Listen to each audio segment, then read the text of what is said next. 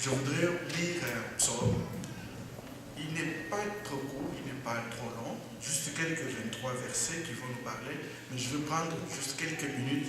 Ce n'est pas une prédication, juste quelques minutes pour appuyer un élément que le Seigneur met sur mon cœur pour nous aujourd'hui. Le psaume 50 dit « Dieu, l'Éternel parle et convoque la terre. Depuis le soleil levant jusqu'au soleil couchant, de Sion, beauté parfaite, Dieu resplendit. Il vient notre Dieu, il ne reste pas en silence. Devant lui est un feu dévorant. Autour de lui, une violente tempête. Il crie vers les cieux, en haut, et vers la terre pour juger son peuple. Rassemblez-moi mes fidèles, qui ont fait alliance avec moi par le sacrifice. J'aime beaucoup ce verset-là. Rassemblez-moi mes fidèles, qui ont fait alliance avec moi par le sacrifice. Et les cieux publieront sa justice. Car c'est Dieu qui est juge. Écoute mon peuple. Verset 7. Je parlerai. Israël, je t'avertirai, je suis Dieu, ton Dieu. Ce n'est pas pour tes sacrifices que je te fais des reproches. Tes holocaustes sont constamment devant moi. Je ne prendrai pas de taureaux dans ta maison, ni de boucs dans tes bergeries. Car tous les animaux de forêt sont à moi, toutes les bêtes de montagne par milliers. Je connais tous les oiseaux de montagne, et tout ce qui se meut dans les champs m'appartient. Si j'avais faim, je ne te le dirais pas. Car le monde est à moi et tout ce qui le renferme. Est-ce que je mange la chair de taureau? Est-ce que je bois le sang de bouc? 14. Offre pour sacrifice à Dieu les actions de grâce et accomplis tes vœux envers les Très-Hauts. 15. Et invoque-moi au jour de la détresse. Je te délivrerai et tu me glorifieras. Mais s'il y a des méchants au milieu de nous, verset 16, et Dieu dit aux méchants, quoi donc? Tu énumères mes lois et tu as mon alliance à la bouche, toi qui hais. Toi qui haïs, non, c'est toi qui hais les avis et qui jette mes paroles derrière toi. Si tu vois un voleur, tu te plais avec lui et ta part est avec les adultères. Tu livres ta bouche au mal et ta langue est un tissu de tromperie. Tu t'assieds et tu parles contre ton frère. Tu diffames le fils de ta mère. Voilà ce que tu as fait et je me suis tué. Tu t'es imaginé que je te ressemblais.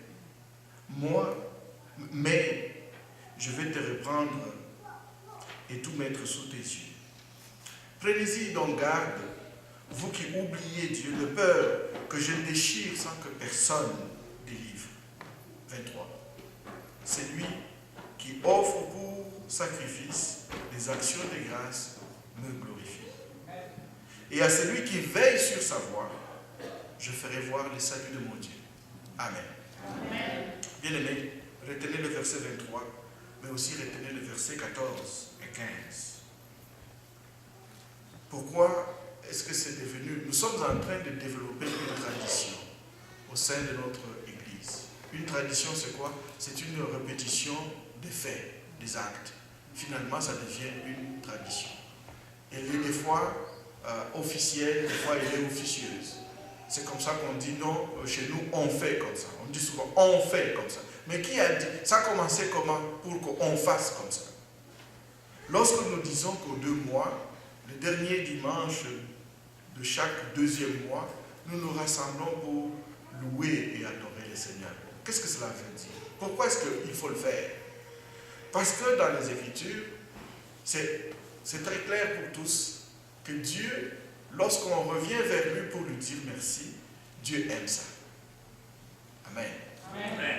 Dieu aime que quelqu'un à qui Dieu a fait du bien, qu'il revienne vers lui. Nous avons plusieurs textes dans les Écritures, dont un autre, c'est dit l'Hébreu, qui, une fois, vous savez, les lépreux, c'était des personnes qui ne pouvaient plus vivre dans la communauté, tellement la maladie leur rongeait la peau. Et c'est une maladie hautement contagieuse. Et pour préserver la communauté, tous les lépreux, ils devaient quitter, ils devaient partir. Vous imaginez, ils ont aussi un cœur. Ils aiment leurs enfants et leurs femmes. Ils aiment leurs frères et sœurs. Ils aiment leur père et mère. Mais lorsque la maladie les frappe, ils doivent quitter la communauté pour vivre en isolation, loin de la communauté. Et s'il est sur une route, il devrait, en Israël, il devrait crier « Un lépreux est ici » pour prévenir les gens de ne pas le rencontrer. Ça veut dire qu'ils sont coupés de la société, ils sont isolés, et comment ils vont vivre? Ils avaient une vie très difficile. Et 10 d'entre eux se sont regroupés, ils ont entendu parler de Jésus, et ils se sont dit, nous avons entendu ce qui s'est fait par lui. Pourrions-nous juste nous approcher et crier vers lui, qu'il nous sauve? Qu'on nous réintègre dans la société, qu'on nous restitue ce qu'on nous a volé, ce que la maladie nous a pris. Ces 10 personnes vont aller vers Jésus qui était quelque part et ils vont crier « Fils de David, aie pitié de nous ». Jésus fut ému de compassion.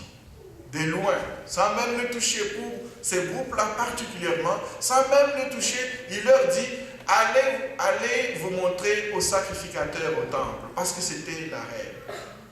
Que si quelqu'un est guéri de sa lèpre, le sacrificateur devait confirmer, devait attester la guérison. Dieu avait établi des règles très précises, comment un sacrificateur devait observer le corps du lépreux pour ensuite décréter publiquement la guérison de cette personne et le réintégrer dans la société. Jésus leur dit de loin, allez vous faire voir au sacrificateur. Et vous savez, c'était une démarche de foi. Pendant que Jésus leur disait cela, la lèpre était sur leur corps encore. Ils se regardent et ils voient la lèpre. Mais Jésus dit, dès ce moment, prenez la direction du temple à Jérusalem, et là, vous devriez rencontrer le sacrificateur et lui dire que Jésus a dit, nous sommes guéris, confirme-le. C'est une démarche de foi. Et pendant ce temps-là, la lèpre était sur leur corps. Ces 10 personnes vont marcher. Ils se disent les uns aux autres, Jésus a dit, allons-y. Peu importe ce que je vois. C'est la réalité que je vois, mais Jésus dit la vérité. Amen. Tous les 10, ils vont partir. Mais pendant qu'ils partaient, la Bible dit, il se fait que la lèpre les quittait. Pendant qu'ils partaient, vous imaginez si quelqu'un avait dit, moi je ne bouge pas d'ici tant que je ne vois pas encore que la lèpre a quitté. Il serait resté dans sa lèpre. La vie avec le Seigneur, comme nous avons chanté ici, que je sais Seigneur, il n'y a rien qui est impossible. C'est Dieu qui le dit lui-même. Y a-t-il quelque chose d'étonnant de ma part? Alors pendant qu'ils y vont, ils sont guéris. Vous savez, lorsque vous êtes guéri, peut-être, je ne sais pas, j'ai visité beaucoup de fois une léproserie. C'est une maladie qui ronge le corps. Parfois, ce sont les orteils qui partent un à un, les doigts de la main. Vous n'avez même plus de foie chez les autres. Il n'y a plus de lèvres et de nez. Vous devenez vilain. C'est une maladie qui vous tue à petit feu. Mais lorsque ces personnes voient leur corps restitué, la joie est immense. Probablement, ils se sont dit, 9 se sont dit, laissez-moi entrer dans la ville, j'ai besoin de voir mes enfants. Peut-être un autre, il faut vite que j'aille voir mon patron afin qu'il me réembauche encore. Peut-être un autre, il faut peut-être que j'aille voir ces activités que j'avais, tous ces shifts de travail que j'avais, il faut que je les récupère tous. Ils sont partis. Un d'eux, un Samaritain. Il s'est dit, je suis guéri. avant que j'aille n'importe où d'autre, je vais retourner voir Jésus. La Bible dit qu'il est retourné sur ses pas. Retenez bien cette expression, retourner sur ses pas. C'est-à-dire revenir là d'où on était, là où j'ai vu Jésus pour la dernière fois. Je vais retourner vers lui juste pour lui dire merci. La Bible dit qu'il est retourné et là maintenant il n'avait plus peur de pouvoir s'approcher, mais il est venu vers Jésus. À ses pieds, il tombe et il dit seulement à Jésus, merci. Merci Seigneur. Pendant qu'il s'élève, il dit, maintenant que j'ai dit merci à Jésus, je peux partir. Je pense qu'il voulait partir. Je n'étais pas là, vous pouvez être sûr. Mais j'imagine. Je pense qu'il voulait se lever et partir. Jésus dit, attends un tout petit peu. Et Jésus pose la question à la foule. Est-ce qu'ils n'étaient pas tous au nombre de 10? Les 9 autres, où sont-ils? Ne s'est-il trouvé que ces Samaritains se méprisaient aux yeux des Juifs pour qu'ils reviennent et rendent gloire à Dieu? Et Jésus le regarde et dit, va en paix mon fils, ta foi t'a sauvé. Alléluia. Amen. Cet homme, il s'est dit, ah, je ne savais pas que j'avais la foi. Parce que le fait de retourner et de dire merci à Jésus, c'est une démonstration de la foi. Amen. Et cette foi, ce n'est pas seulement le corps qui est sauvé, mais c'est l'âme qui est sauvée aussi. C'est l'âme qui est guérie. Cet homme a eu plus que les 2 autres qui se sont contentés de la guérison dans leur corps. Lorsque vous revenez le dernier dimanche du mois pour dire merci à Dieu, voilà ce qui vous attend. Mais que cela soit vrai, frères et sœurs. Que cela soit volontaire. Que cela ne soit pas quelque chose qui est fabriqué comme ça apparemment. Nous revenons à Dieu comme communauté, comme église, pour dire à Dieu, oui Seigneur, merci. Pendant tout un mois, 2 mois, nous avons marché, nous avons vécu, nous avons mangé. Tu nous as donné des vêtements. Nous avons un lieu où nous pouvons reposer nos têtes. Nos enfants ont grandi, Seigneur, pendant 2 mois. Ils ne sont plus. Regardez-les là. 2 mois, ils n'étaient pas ceux qui sont là aujourd'hui. Ils ont perdu quelques cheveux et puis d'autres ont poussé, etc.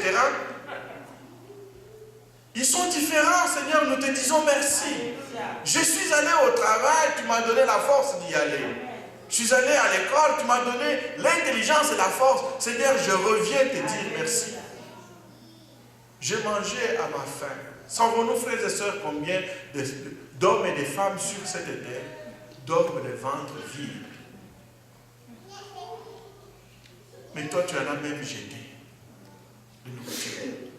Voilà pourquoi nous devons revenir. Cela doit être pas seulement une tradition, mais une vérité qui est inculquée dans la vie de chaque frère et sœur de cette communauté chrétienne.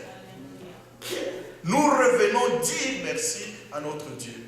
Mais une autre chose, frères et sœurs, le remerciement tel que Dieu le veut aussi. Pourquoi est-ce qu'il parle ici des sacrifices, des holocaustes? C'est parce que le remerciement de Dieu est toujours accompagné d'une action, d'un geste. Ce n'est pas seulement des paroles que nous amenons à notre Dieu. C'est pourquoi le Seigneur disait, lorsque ton champ a produit, il faudra que tu viennes avec un panier comme remerciement. C'est pourquoi nous avons des actions de grâce. Ce n'est pas juste des paroles. C'est aussi de dire, dans 2 mois, nous aurons louange et adoration. Et Dieu dit, offre pour sacrifice à Dieu des actions de grâce. Si c'est un sacrifice, alors c'est quelque chose qui me coûte. N'est-ce pas? Sinon, ce n'est pas un sacrifice. Et le Seigneur dit, accomplis tes vœux envers l'Éternel. Pour accomplir un vœu, il faut d'abord l'avoir prononcé. Moi, je dis, Seigneur, dans 2 mois, je viens te louer, je viens te dire merci, et voici la manifestation de mon remerciement. Lorsque tu fais cela, au verset 14 du texte que nous avons lu, le Seigneur dit, lorsque tu fais cela, alors tu peux m'invoquer, n'est-ce pas? Tu peux m'invoquer lorsque la détresse t'atteindra. Nous faisons l'inverse. Nous venons pleurer. Seigneur, nous sommes en détresse. Sauve-nous, fais-nous ceci, fais-nous. Et il le fait. Nous ne sommes même pas reconnaissants. On dit, ben, c'est son travail. Mais il aime être remercié. Il aime être adoré. Mais maintenant, si nous le faisons, si quelqu'un l'a fait ici, s'il est en détresse, je vous mets au défi, frères et sœurs. Invoque le Seigneur maintenant. Le Seigneur dit, invoque-moi au jour de la détresse, je te délivrerai et tu me glorifieras. Voilà comment la séquence de l'action de grâce se met en place. Je suis reconnaissant au Seigneur parce que j'ai cette attitude, ce développement dans ma vie. Je suis constamment en reconnaissance à l'Éternel Dieu. Lorsque la détresse arrive, je l'invoque et lui il dit, cette voix-là, je la reconnais. C'est une voix qui m'a toujours dit merci. Parmi des milliers d'autres, le Seigneur dit, ah, ça là, je la reconnais. Si nous mettions nos enfants dans une garderie quelque part, et qu'un enfant crie parmi tous les autres là, sa maman va dire, ça c'est mon fils ou ma fille qui est en train de crier. Comme tu dis souvent merci au Seigneur, le timbre de ta voix, le Seigneur le connaît. Il est habitué à cela. Et lorsque tu cries dans la détresse, il dit, non, ma fille, aujourd'hui est en danger. Et David dit, dans ce moment-là, le Seigneur, lorsqu'il entend ça, même la fumée lui sort des nez. Il se précipite sur la terre. Il ébranle les montagnes parce que son fils a prié, a crié vers lui. Et le Seigneur dit, invoque-moi au jour de la détresse, je te délivrerai et tu me glorifieras. Amen. Amen. Je vais vous dire, frères et sœurs, ce n'est pas un concert de louange. Alléluia. Amen. Mais c'est un culte de louange et adoration. Si c'est un culte, ne laisse pas quelqu'un d'autre louer Dieu à ta place. Parce que Dieu veut entendre ta propre voix. C'est le fruit de tes lèvres que le Seigneur veut entendre aujourd'hui. Ne laisse pas la chorale. Ils seront bénis, les choristes. Ça, c'est sûr. Mais moi, je veux être béni avec eux. Amen. Ce n'est pas un concert de louange. C'est un culte de louange. Amen. Et d'adoration. Amen. Lèvons-nous, frères et sœurs. Je vais, avec les quelques minutes qui restent, maman Audrey, laissons les frères et sœurs adorer le Seigneur au travers des chants que vous avez la grâce d'initier et nous allons vous suivre.